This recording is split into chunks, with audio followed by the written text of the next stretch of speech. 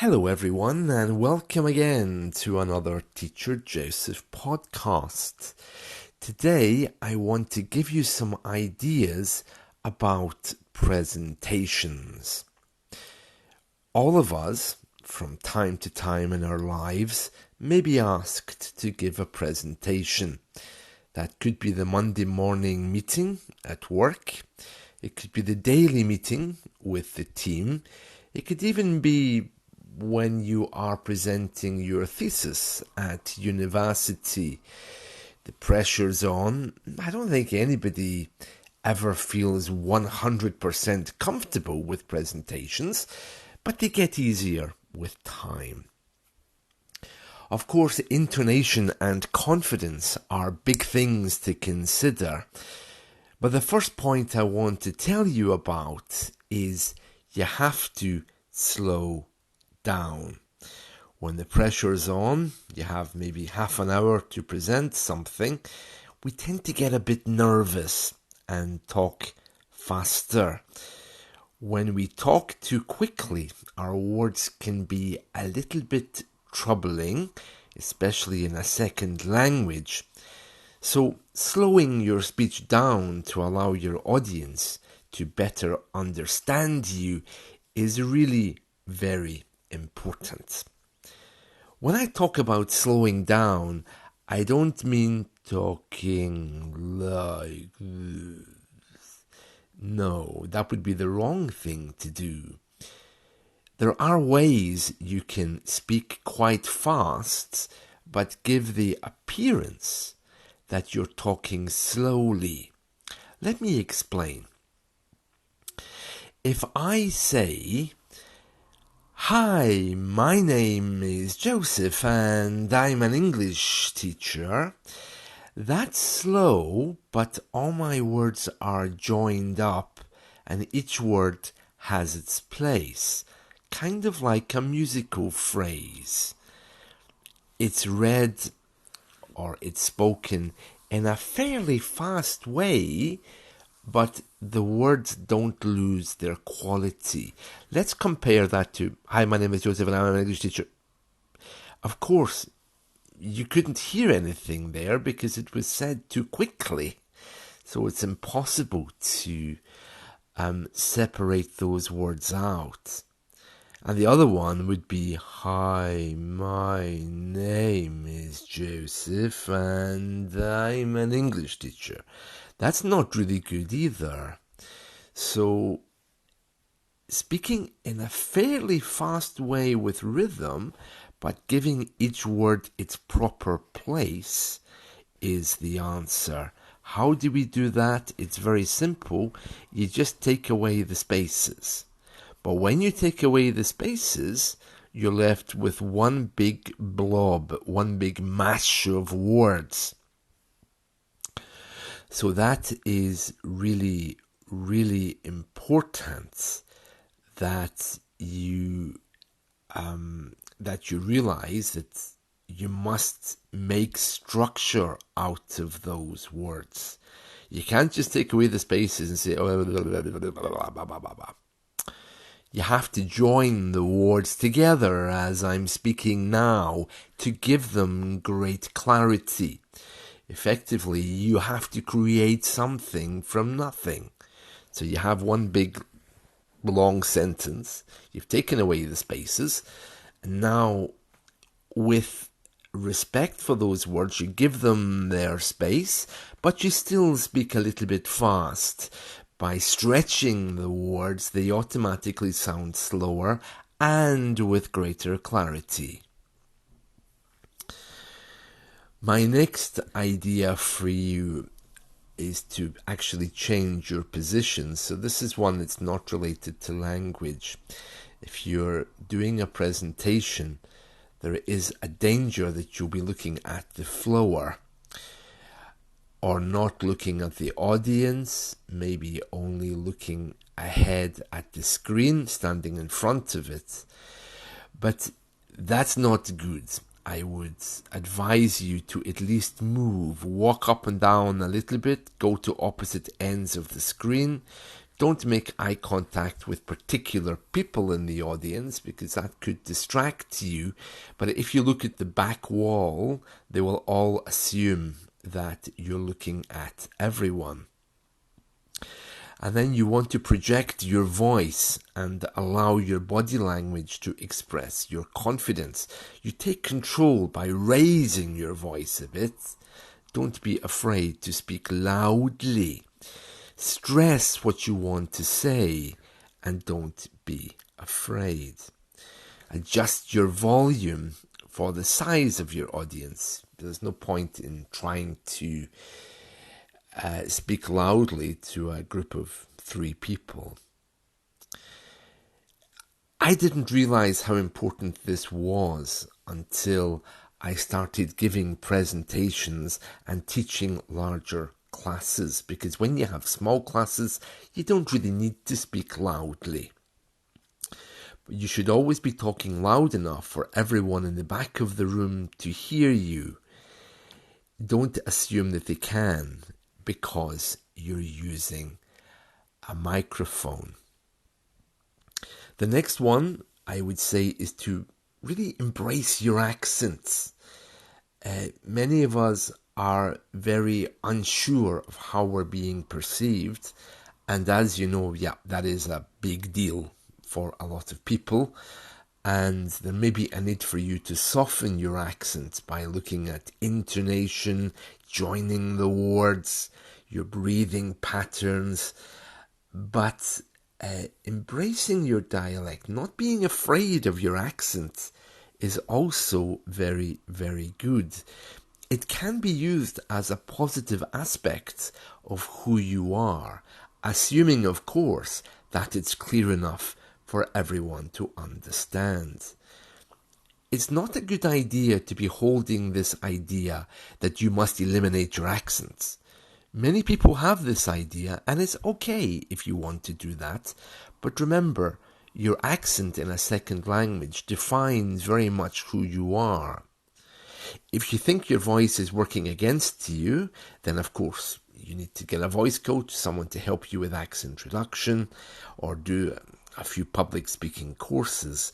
But if you're comfortable with who you are and your accent is not too strong, it can actually be a very positive point. It can define you. I'm remembering the Hungarian actress Zsa Zsa Gabor. I don't know if you've heard of her, but she was very strongly defined by her accent. She called everyone Darlink with a K rather than a G. Oh, she was very funny. I think some of her quotes were, "I've never loved a man enough to return his diamonds." That was a very famous quote of hers. And if you imagine that in a strong Hungarian accent, it's actually very funny. So it can define you. It's not something you really have to worry too much about. Confidence is much more important than this, provided you sound okay. Pitch and tone, I've spoken many times about intonation. Pitch describes the high or low notes you hit when you speak. Your overall pitch should be pleasant for people.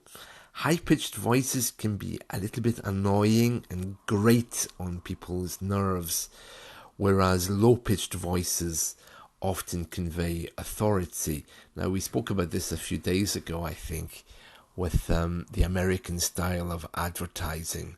Call now to receive your free gift. 1-800-600. It's kind of demanding, isn't it? And likewise for products, maybe for the home or things associated with femininity, you can often find women using their voices to try to sell you things. It's very interesting, this idea of advertising. Here in the UK, we are not allowed to use stereotypes in advertising. They brought in a law, I think it was last year, so you can no longer have adverts where, for example, a man is holding a baby and he's trying to pay in the supermarket and he can't do both things. You also can't have an advert where a woman is trying to change a tire on a car or change a wheel, and she can't, and she needs a man to do it. These kind of adverts have all now been removed. So likewise, this idea of a dominating male voice trying to sell you a car and a woman trying to sell you a cooking product, that wouldn't really be allowed, depending on how it's presented, of course. My point anyway is that you should vary the pitch of your speech to strengthen your message. A good way of doing that, especially if you're giving information, is putting your voice up and then bringing it down. And by the end of the sentence, it should be closed. Because if I tell you something as a question, you're going to think, is that right? Let me give you an example. 2 people won the war? Really? That doesn't sound right, does it? But if I say, 2 people won the war today, it's closed. I've lowered my voice to the word today, and it's finished. This is really important. When you're asking a question, end it in a higher pitch. And when you're making a statement, you finish it with a lower note. It's a very subtle form of psychology and stops people questioning you. We spoke about this before. So those are just some ideas. Another one might be to smooth your tempo. You don't want to say things, for example, without rhythm. Think of music. If you started and suddenly you stop or change rhythm, it would seem very strange. Let me give you an example. I bought a new book today at the supermarket. Or another example might be, I bought a new book today at the supermarket. It doesn't work, so your tempo has to be laid out there. You can do that by rehearsing. And of course, pause when it's appropriate. Pause briefly, take a little drink of water, compose yourself. By doing this, you can create suspense, allow others to process your comments, fully appreciate what you're saying. And of course, it allows them, if they're not paying attention, to realize that you've stopped speaking. So suddenly everyone will look up. You know what it's like in meetings and presentations? Most people are not paying attention. They're thinking about dinner, they're thinking about their husbands, wives, their boyfriends, other things they have to do after the meeting. But if you stop suddenly, you get everyone's attention. So pause when it's appropriate. What you don't want to do is to pause when it's inappropriate. Let me just give you an example. So let's say, for example, you're reading your thesis and you come to a word and you don't know how to pronounce it. Okay, so let's imagine the word is, let me just think of a kind of easy but difficult word. Okay, let's use the word notation. Okay, so you're giving your thesis, it's about music, and you say something like, and then we have to consider no.